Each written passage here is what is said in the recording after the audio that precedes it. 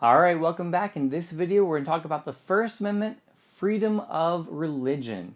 Let's get right to it.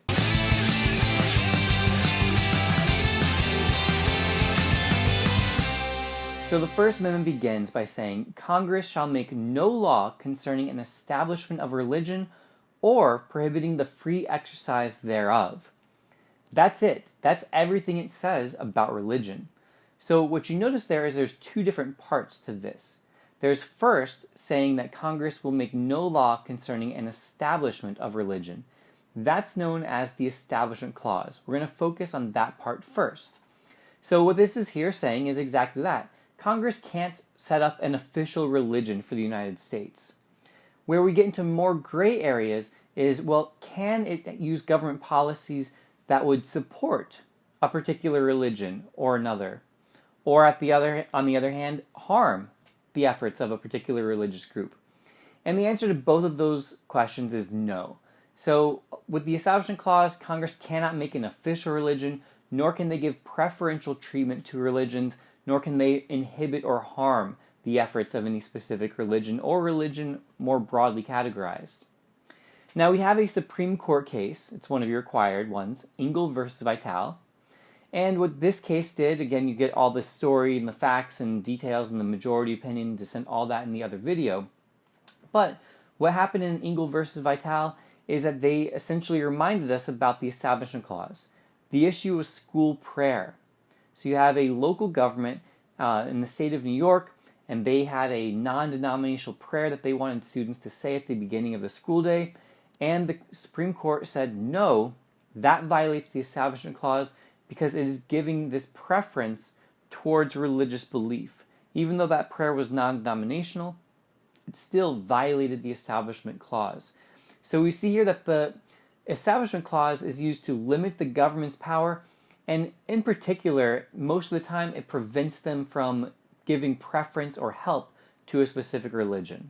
Now the second part of that sentence said that Congress cannot prohibit the free exercise of religion. So what this is known as the Free Exercise Clause. This is essentially saying you have the right to practice the religion of your choice, or non-religion, obviously, if that's a person's choice. So establishment is about the government giving preference. Free exercise is saying now the government can't get in the way and stop you from practicing your religion. And Wisconsin versus Yoder is a required Supreme Court case for this class that deals with this clause. Again, the very short version of the story is that you have Amish families in the state of Wisconsin that didn't wish to send their children to public school for high school. They thought that that didn't go with the morals that they were trying to inculcate in their children, and so they wanted to bring them home and homeschool them as part of their religious faith. And the Supreme Court ruled in favor of the Amish.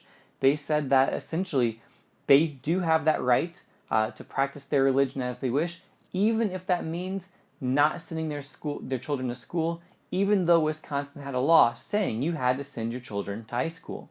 So again, we see here the Supreme Court taking the side of freedom and promoting the Free Exercise Clause here, allowing the Amish families to practice their religion as they wish.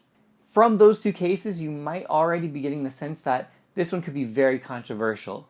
How far does the Establishment Clause extend? Does it prevent any kind of preference? For instance, what if a courthouse has a statue that has the Ten Commandments on it?